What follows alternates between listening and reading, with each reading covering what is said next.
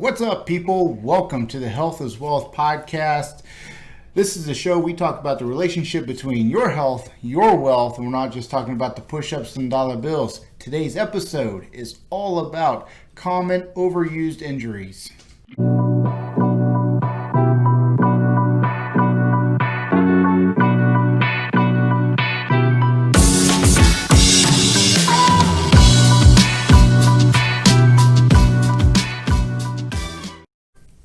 Hey, I'm your host, Jason Shively, and our co-host right beside us is Bobby Jackson. Bobby Jackson from Custom Fitness in Pompano Beach. Always got to get the plug in there. Always. Okay, and again, like we talked about, today's episode is all about common overused injuries. And first one we're bringing up is the tennis elbow / golfer's elbow. Very common. Yep, that's one of them. We always hear a certain combination of these. Almost every new client we get, they're always coming in with something new, something different, or some odd combination of things that they ended up getting over years of either an activity, specific exercise, or in this case, a certain sport that they've been playing for years and years, and just something's kind of built up over time. So we've got that tennis elbow. Yeah, tennis elbow, really the same golfer's elbow as well. I like to put them in the same category, even though there's one are the extenders and one are the flexors of the elbow. Basically, on the inside and outside of that elbow, but the same idea being, like Jay just said, it's that internal and external flexion or extension, and either way, you've got that little overactivity and that little issue there down in the joint. Yeah, and it's a lot of people usually complain. It's usually from going from nothing to something, whether it's actually tennis or golf that you're playing. It's just a common injury in that sport. That's really where the name comes from. But a lot of people just go from overuse or underuse, and immediately that's where the flare up. And it can drag out for a very long time if you actually don't work on it with some simple exercises to do, stretching the forearms out with the flexors and the extenders. So, and the thing is most of the people that I give that homework for the stretches and techniques to get rid of it is they don't feel the pain unless they're actually using their grip for that sport or for anything. So they don't do the exercises that I give them to help relieve that pain and get out of that situation. Yeah, or something as simple as you mentioned, just that stretch, just that mobility. It's already been overstrained too many times from going through that fast motion and that power application. So just try to keep it limber, try to keep it mobile, and use that flexion and extension there and that little hold, that isometric hold on a stretch to try to help some of that tissue loosen up a little bit. That's where we can also start bringing in everybody's favorite, the ice or the heat, right? It's that RICE method. The rest, ice, compress, and elevate right there. Yep. So that's the series of stuff. Now, if swelling isn't an issue, this is a big thing I talk about, is rather than just continuing to ice the hell out of stuff, add in heat. Yeah, that's if there's no swelling. If swelling is not an issue, that clear. And it's tough, especially in joints, because that swelling can actually end up causing even more damage in a joint. If we know swelling is not a problem, putting that heat on there actually helps draw the blood to that site, and especially small tissues like in some of those joints, the elbow, the knee, things like that. We're helping draw that nice fresh blood to that site. That fresh new blood has all the nutrients. It's going to help boost up that recovery and actually help heal a little bit faster. So yeah, and when we talked about when we decided to do this episode was the knee. You had a customer recently come in with pain in their knee with no swelling, and I also know before you step in to give your advice, what you gave to him was also people that just randomly they're going through their exercise routines and all of a sudden one of their knees just gets weak all of a sudden. So, and you gave some good advice to your customer that was pretty happy over the weekend. Yeah, and he's been battling that for a long time. I mean, that's an ongoing situation with some internal damage to the knee and just pain going up and down flights of stairs, things like that. When he's just resting, of course, it's pain-free, but he starts to get into those motions and he's been having a lot of difficulty with it. So it was, okay, we're going to drop that ice. You've been icing for a long time. Ice doesn't do a whole lot for it. There's no we swelling. know the swelling isn't there because he's been battling this problem for a very long time. He doesn't have any mobility issues with just being able to flex that knee fully shut. And so it was okay, it might be the time to let's bring in some heat. and see if that not only therapeutically might make it feel a little bit better, but by the time we pull that little electric heating pad off the knee's nice and red. That shows all that blood that's flowing to it, getting those tissues nicely saturated. And of course, with that blood comes that nutrients that's going to help boost up that recovery. So he ended up going home over the weekend, a couple nice heat sessions. And by Monday, he was actually feeling surprisingly well. So that was a pretty good move. That just shows us, sometimes it does take that trial and error. Yeah. Nothing's perfect first try. Sometimes, and other people might say that, okay, icing is just more comfortable. And so we just got to stick with whatever's working. But sometimes it does require that little experiment and trying that other method. Yeah, and the heat mentality when there's not any swelling, it's the same rules when the rice. If you don't know what Bobby explained about rice was, it's just 20 minutes. And you just do different sessions throughout the weekend. If you're and lucky enough, it worked out for your customer. Yeah. So he's all pumped about that because he was getting tired of the ice based on what you told me. So and I think he also found icing it to be uncomfortable as well. Yeah. So for me, I pull a muscle or something. Sometimes ice actually feels good. It's the feeling is good, even beyond just the healing properties. For some people, that's really uncomfortable, and so that was not only helping heal him, that was also uncomfortable physically. And so not only was he not doing it very often, but when he did, he just hated it.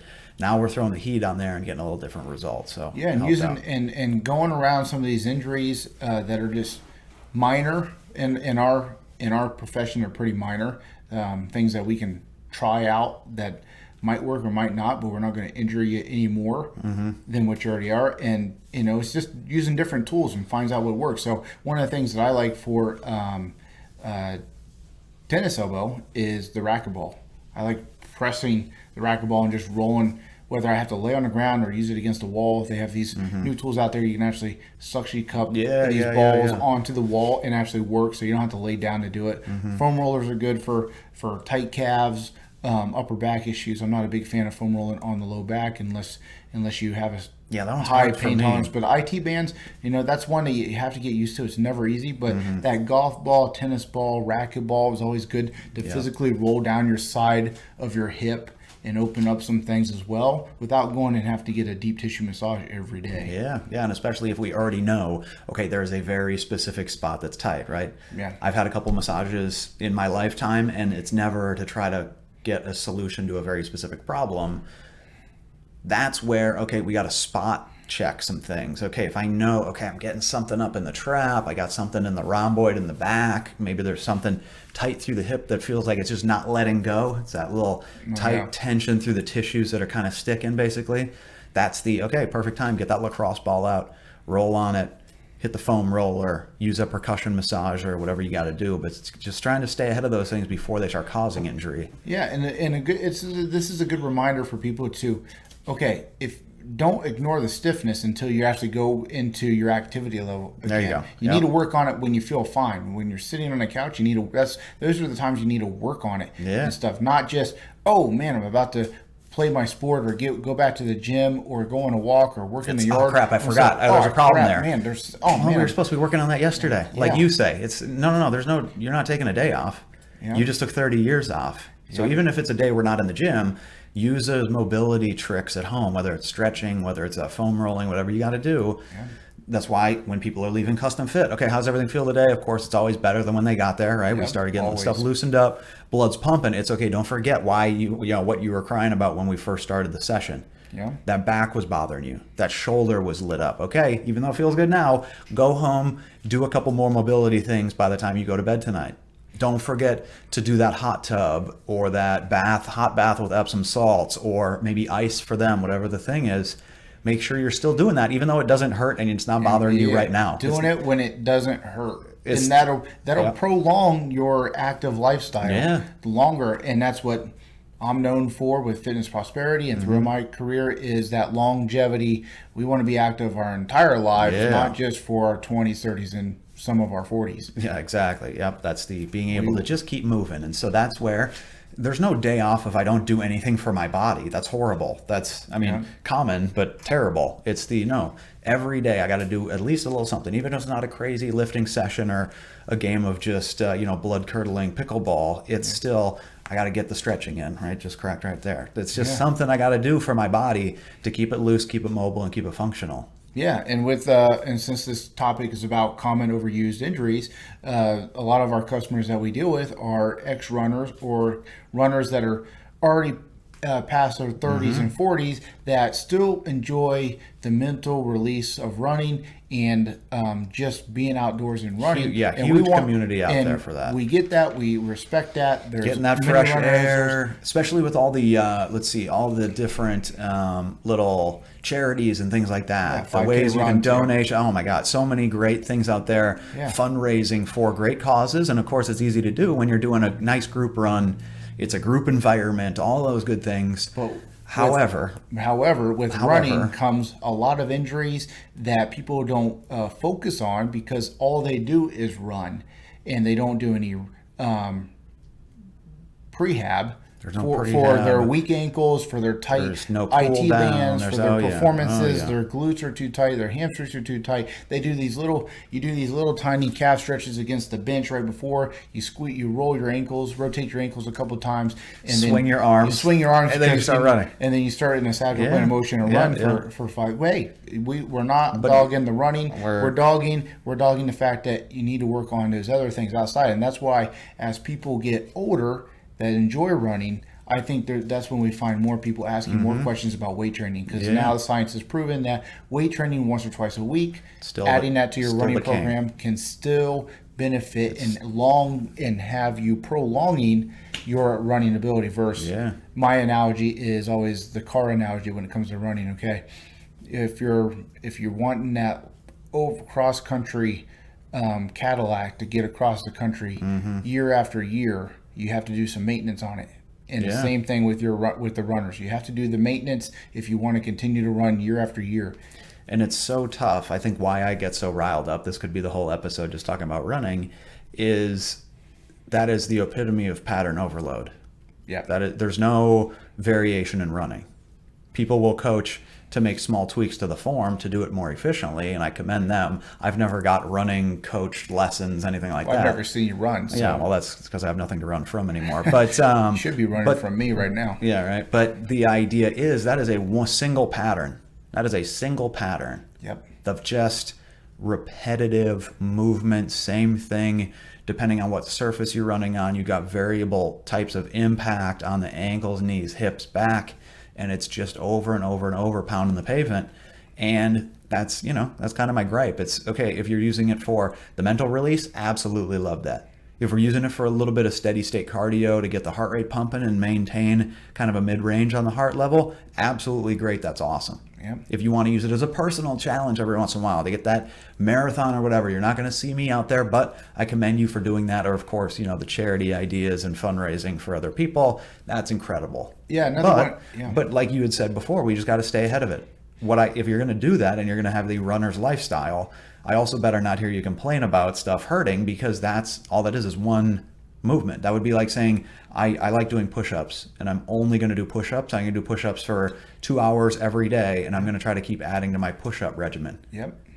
My arms are going to hurt. Well, my wrist, my elbows, my shoulders are going to be blown up just like the ankles, knees, and hips. Something's going to catch up. It might, and like we said, it might not be there in your 20s and 30s and 40s. But all that stuff, all that pounding and repetitive movement that Bobby just talked about is going to catch up in a day. And all we're saying is take those proactions and stay ahead of it. Exactly. So, and as you're talking, I'm thinking of the new modern day boxer mentality. They don't box as many fights a year as they do for exactly that reason. How many hits, how many uppercuts do they need to that one eye, that one chin? A young fighter that hasn't had a lot of hits on the chin, everyone always says, man, they got a tough jaw, they can handle a punch and stuff. And all of a sudden, 20 fights later, they're falling after one little feather punch and stuff, because there's repetitive movements. They didn't do enough. They kept fighting, and they didn't do enough breaks in between their fights. And pretty much what we're telling you about running, give those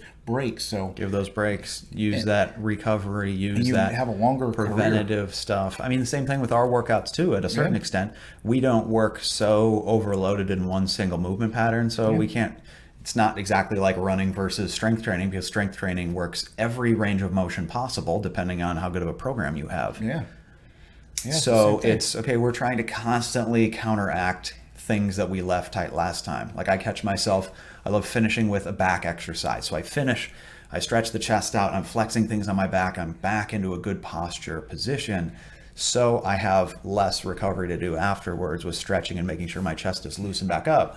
So I'm not sit there stuck, twisted forward and all that. So Or in previous episodes, I've always talked about doing 2 to 3 day splits where you're finishing actual workout with the opposite muscle group just to pull yourself back into place.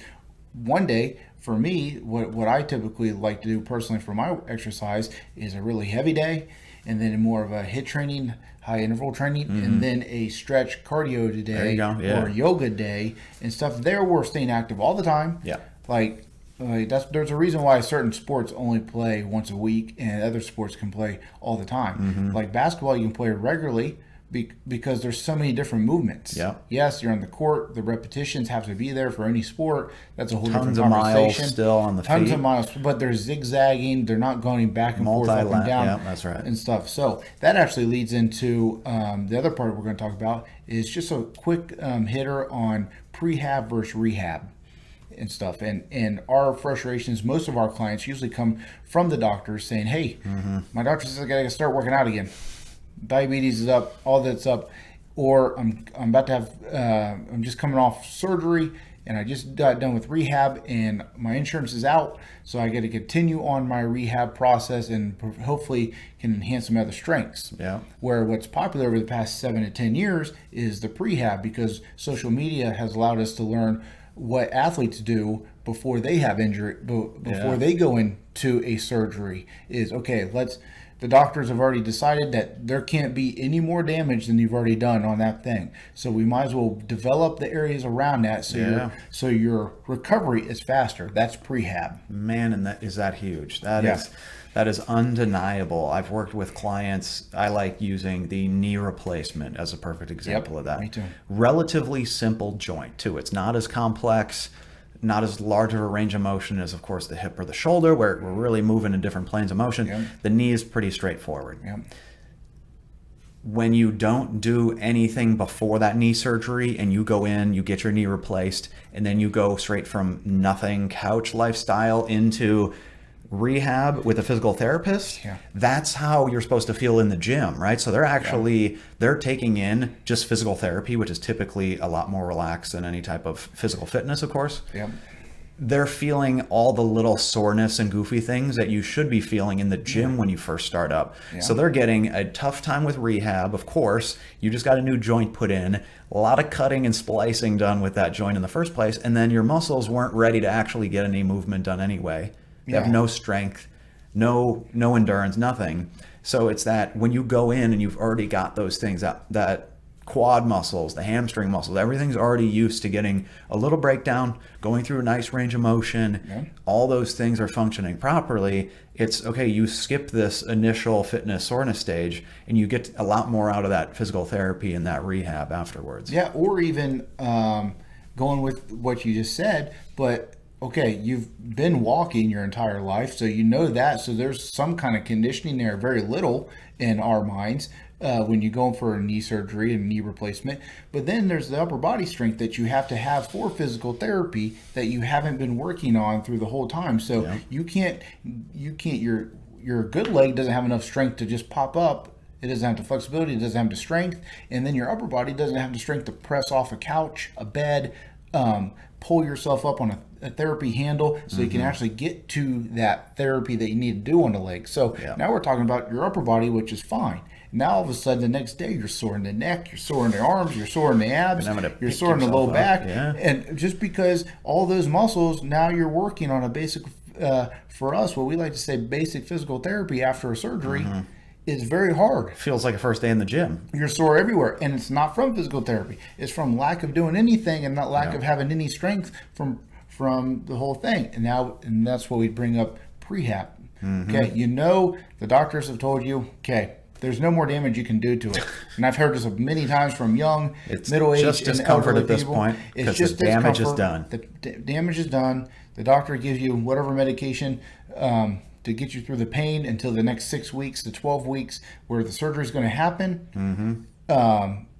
And now even your a chance. 12-week window, man, that's still a good amount of time. Yeah, It's going to be uncomfortable. 3 months, but 3 man, months, a couple 12 times weeks a is week. a long time. Give me someone, and I'll use my dad for example. Man, he's a hardworking guy. He's been there for me my entire life. But he came down. We went on a fishing trip. He broke his leg on the trip. First time being on a boat together in the ocean just to go deep sea fishing. 5 minutes in, we hit a wave. He gets tossed up. He's a big guy. He's 6'3", 250, and boom, breaks his leg. And the guy works his life and stuff, and he's never had a broken bone. And all of a sudden, he physically doesn't have the strength like he needs to lift up his 250-pound body on a one leg during therapy after we get him through that point. Oh man. So that's why I'm a trainer in the first place. And this is and those are the reasons why we suggest to people to stay active and stay moving. And that's if he had that prehab and done something prior, his physical therapy would have been a lot easier. Yeah, man. And especially with a injury that significant. I mean, that was almost reconstructive, right? I mean, he really shattered that stuff, right? So that's his ankle was with 3 bolts in his thing, and then replacing his tibula. So see, it's hard down there. It's hard to be ahead of that guy with a big frame, long legs, big shorter guy, but just there's nothing wrong with who he is. It's just he wasn't active enough physically to actually help himself through physical therapy. So he felt those sorenesses from physical therapy that are typically just workout sorenesses. That's that beginner gym soreness thing. You can either feel it in the gym without an injury, or you can wait until you need something recovered through a physical therapist and feel it with them. So that's a tough way to do it. That also kind of the incentive for me to just try to stay as limber as possible, just try to stay as active as possible. I know it gets a little bit harder every year, but just trying to keep my just basic athleticism as dialed in as possible. Obviously, it's going to deteriorate whether I like it or not, but just trying to maintain that as much as possible to hopefully, if I'm in situations like that, it might help limit the amount of damage I would see in an incident like that. I start thinking about that more every year now too. It's that just the way I can hold my own weight, keeping my own body weight right, the body composition balanced out properly, and just trying to maintain all those things, because those perfect example of just random accident. Totally, nobody could have ever predicted that was going to happen, just out of nowhere. And then now this is almost, damage that's so far, so deep that that it's possible he's going to have some little limitations for the rest of his life through mobility, through the ankle and the leg and all that stuff too, just because of how much they had to rebuild. There's so many little ligaments in there that just never really go back after they've been stretched, snapped, cut. The damage was with the bone, but there's ligaments that they have to work around to fix him, and those things are the stiffness. That goes into the last thing we're talking about is that active arthritis, that people come in there, stiffness, they know when it's raining. You've got a lot of mileage on you. People that have had major injuries before, like my dad that we just brought up, and most people know at least a handful of people that say, man, I just know when it's going to rain.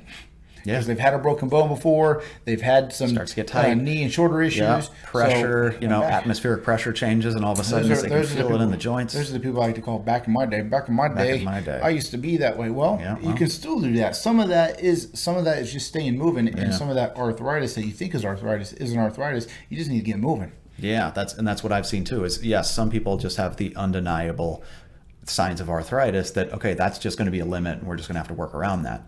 Some other people tell me I got the arthritis in the back, I got the arthritis in the whatever, and all of a sudden we start to get the body moving a little bit, and wow, I kind of feel like some pressure got relieved right there. That's actually moving smoother now, and it's okay. We can actually help some of those symptoms by staying mobile. Another good excuse to throw in that range of motion work, the mobility, the flexibility things, just making sure that body's staying as loose and limber as possible, because the arthritis is no joke. That one can be a nasty one to deal with. And that's the thing. I think people need regular reminders that the body that we have is made to move at no matter what age, in what condition. It wants to move. It wants to fight bacteria. It wants to fight to heal itself. We're not leprechauns and lizards and snakes that can grow things back. But it wants to heal. It wants to fight things. So it wants, so that when you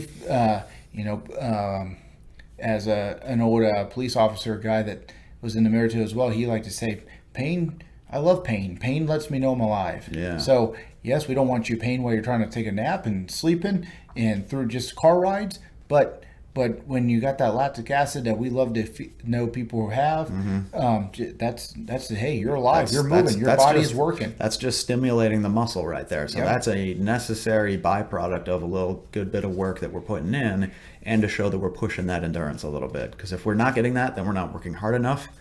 By getting that burn, discomfort, we're helping avoid pain and injury that we're going to feel later on from being completely immobile. For me, I am already noticing if I get a lazy Sunday and I'm laying around on the couch too much, Monday morning, my back hurts. Stiffy Mondays. Monday, my back is tight and actually sore. Yeah, that's from literally doing nothing. I'm now more sore than when I just exercise. Yeah, that's my joke in my gym is I always tell people hangover Mondays. And it's not about drinking. It's all because you did nothing on Sunday. Stiff, you weren't sore, there. Those people that immobile. stayed moving, even on a walk, and just got moving, man, those people are ready to go on Monday. You don't have the case of the Mondays when you actually move throughout the weekend.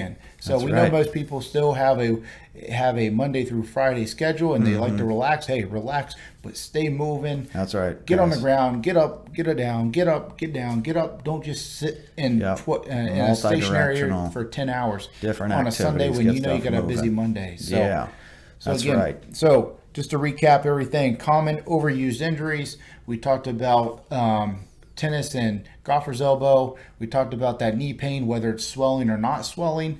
Ice if it's swelling. If it's not swelling, you feel some pain. Bobby's got a great advice that's worked for customers. Throw that heat on there a couple sessions throughout the day and weekend and stuff, and you might be a little stronger in that knee and notice some of that pain disappear. So that's just suggestions from us. Running, just add more things to your regimen besides running. Get away from those that strict pattern that Bobby talks about and stuff. Add more things. And once you start to feel a couple things get tight, get right on it right away.